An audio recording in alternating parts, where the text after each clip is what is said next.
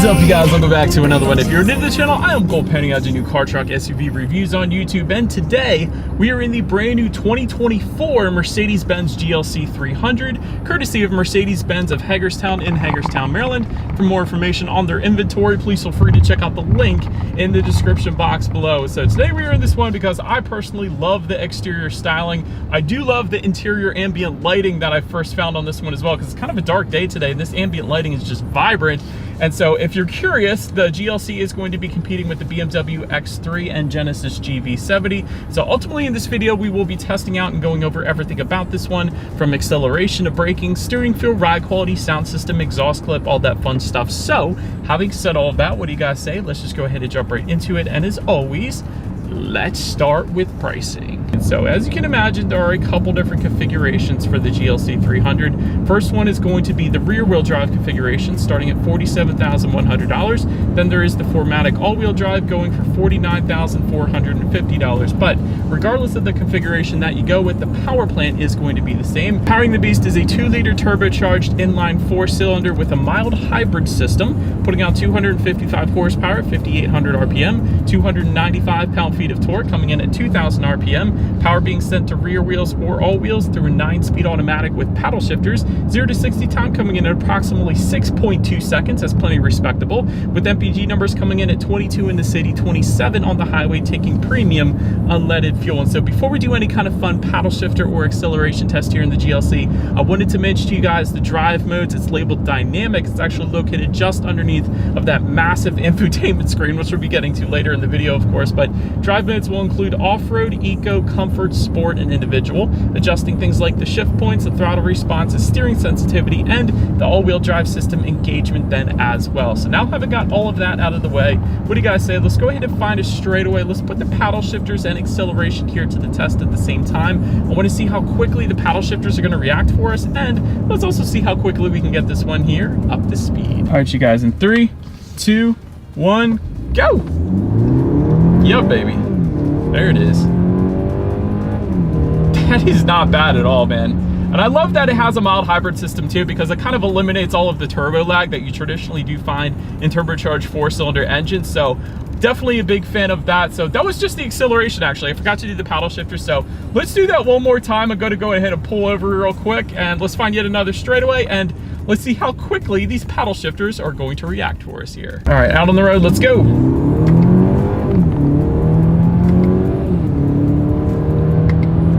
Yeah, there's a slight delay, but they're not bad. They have a really nice feel to them as well. So a lot of times when you hit paddle shifters, they don't actually feel as high quality as these actually are. So I'm a big fan of the way they feel, but there is a slight delay to them. Mercedes does do better in more of their performance-oriented cars. This is just an SUV after all, but they're not bad. And you can also use paddle shifters to do a little bit of engine braking as well. So if it were to be snowing out here in Hagerstown, what you can do, if you're going down a hill, you can simply just downshift using the paddle shifters rather than actually hitting the brakes or risk sliding off the road. So they are good for that reason as well. So ultimately, plenty of an acceleration overall for this thing. But anyways, to go along with that acceleration, as always, braking is equally important. And so up front, you will find 13.5-inch ventilated front discs. In the back, 12.6-inch solid rear discs. As far as that braking feel goes, it's soft. It's on the softer side of things, no doubt, but again, this isn't a performance car, so I didn't expect it to be a super firm braking feel, so it'll certainly get the job done for the GLC.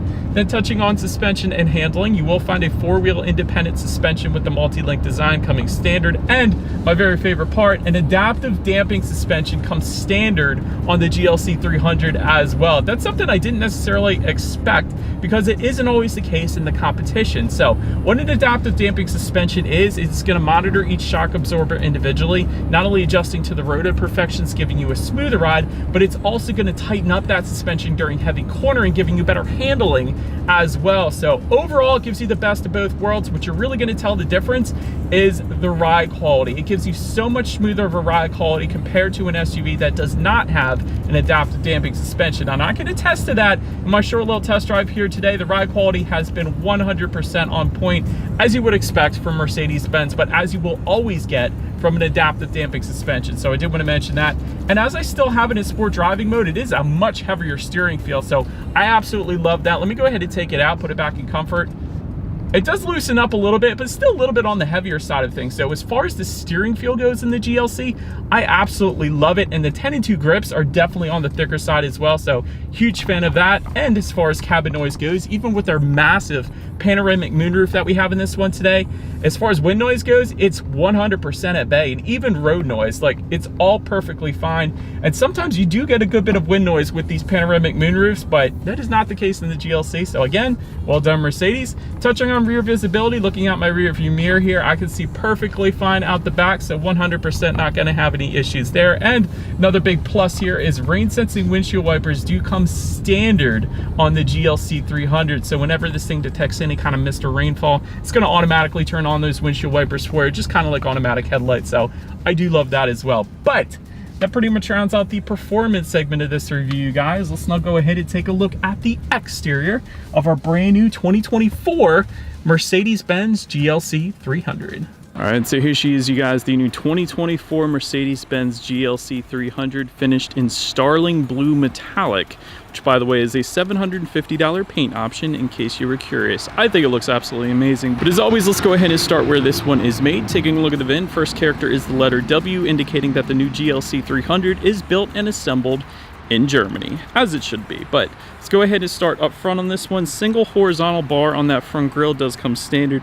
LED headlights with LED daytime running lights coming standard, along with the automatic feature and automatic high beams. So if you have your high beams on at night and it senses the vehicle coming in the opposite direction, it's going to automatically dim them back to low beams. And when that vehicle is gone, it's going to automatically bounce it back up to high beams for you there. So definitely very convenient. Chrome accents found on the lower portion of that front bumper as well.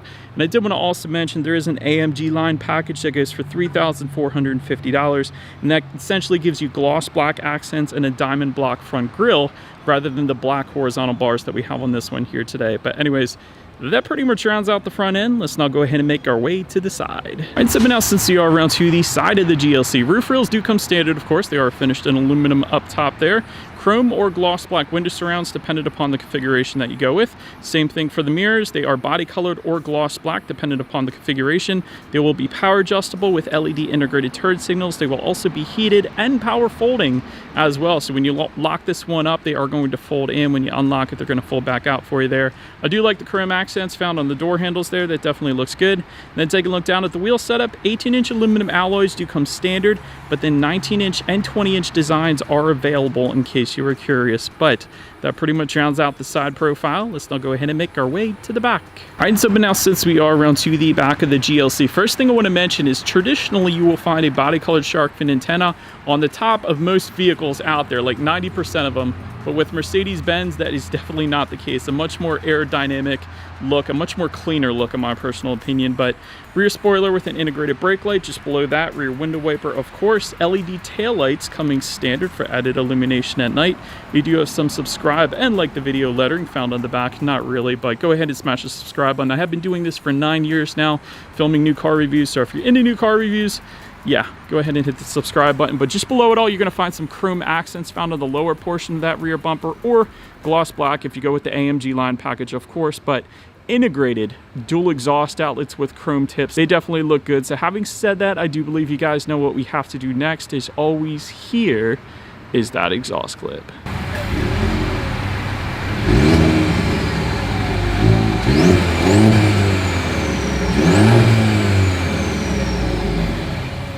All right, so now since we are around to the back of the GLC, when it comes to opening that rear tailgate, a power tailgate does come standard for any and all configurations across the board, so you gotta love that. There is a button on the key fob. There's also, of course, a button on the tailgate itself as well. But once opened up, cargo capacity comes in at 21.9 cubic feet. If that was not enough space, there is a 40-20-40 split, meaning the rear seats do fold down quite flat, bumping that up to 59.3 cubic feet. And there actually were some buttons in the cargo area that made folding down those rear seats extremely easy as well. But grocery bag hooks do come standard. Cargo lighting, of course. There are tie-down anchors. There is a cargo cover, actually. Some nice netted storage found in the back left corner. There's actually some elastic storage found on the right side in the back as well. And then if you were to lift up underneath of that cargo floor, you are going to find a spare tire, which I always personally prefer as opposed to the fix-a-flat. So then making our way up to the rear legroom, that is going to come in at 37.4 inches. For reference, I'm an even 6 feet tall. This is how much space I had in the back seats there. Rear center armrest with a phone holder does come standard. Rear ventilation coming standard as well, and there is a little bit of storage underneath of that rear ventilation. However, I did not happen to find any charging ports, unfortunately. But anyways, then making our way up to the front seats, power adjustable front seats with memory settings for up to 3 different drivers, and they're actually on the passenger side as well. So the passenger seat is also memory adjustable for 3 different passengers. So that's pretty cool. Heated front seats coming standard. Ventilated front seats are going to be optional. And all of the power adjustable buttons are located on the doors in typical Mercedes fashion. So overall, seating was plenty adjustable. I was able to find my perfect driving position, so absolutely no issues there.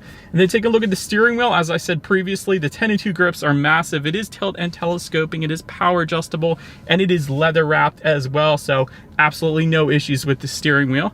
Then make our way to the startup. Let me start by showing you guys the key here. All of your buttons are on one side of the key. You got the lock button, which is the Mercedes logo just underneath of that, unlock, and then the button to pop the power tailgate there. But it is all keyless entry with a push button start, so all I am going to do here is simply put my foot on the brake and press that engine start button located just to the left of the infotainment screen. And so once started up, 12.3-inch digital gauge cluster does come standard, and since it's digital, yes, it is extremely customizable. And so if you hit the little home icon on the left side of the steering wheel, it gives you a bunch of different looks like understated, sport, classic. You got the full navigation setup and off-road mode actually as well. So a lot of really fun looks to the gauges depending upon what you're going for. I think the sport looks good. I think the navigation setup is always nice as well. And I'm surprised that they have that off-road mode as well. But overall, you can just choose to simply display a classic look, which gives you tachometer, speedometer, digital speedometer. And of course, it's always going to tell you your outside temperature and how many miles you have left until you hit empty. So overall, I always say this with Mercedes, they do an absolutely amazing job with their digital gauge clusters. And that is certainly the case in the GLC 300. But now let's go ahead and make our way to overall interior quality. A dual pane panoramic moonroof comes standard. And like I said, there wasn't any cabin noise coming in through it. So I do like that. The passengers have a view of the sky as well there. Garage door openers on the frameless rearview mirror also come standard for up to 3 different garage doors. There's plenty of wood trims available, and I like it because it's kind of like a matte wood trim, and it is texturized as well, so it has a nice feel to it just above the passenger side glove box surrounding the engine start button as well there. You do have dual cup holders front and center here. You got a wireless phone charger in there. You got a USB charging port as well, and then within the center armrest, actually a decent amount of space. It looks like there's some LED lighting within there as well. That's pretty cool, and a couple USB charging ports yet again. But I think my favorite part about the interior quality has got to be the ambient lighting. They did a wonderful job with that. It is very bright, very vibrant, and there's 64 colors available as well. There's two-toned colors available, or like kind of a fade-ish two-tone colors, and then there's just monotone colors as well. So I put it on like a purplish blue to kind of match up with our exterior. I probably could have put it on a just straight blue, but I don't know, I kind of like the purplish blue look. But anyways, ambient lighting is 100% amazing. But now let's go ahead and take a look at the infotainment screen here. And so this is an 11.9-inch portrait style color touchscreen display. Comes with Bluetooth and audio streaming, Android Auto, Apple CarPlay. Of course, you're looking at factory navigation system up there as well. You can adjust your climate control settings up there, so that's pretty cool, along with your ambient lighting settings like I was just mentioning, and your radio information. And so Burmester 3D surround sound system does come standard on this one, so that is the one we have, obviously. Let's go ahead and turn on the radio, see what we got playing today, and let's test out the clarity of this one.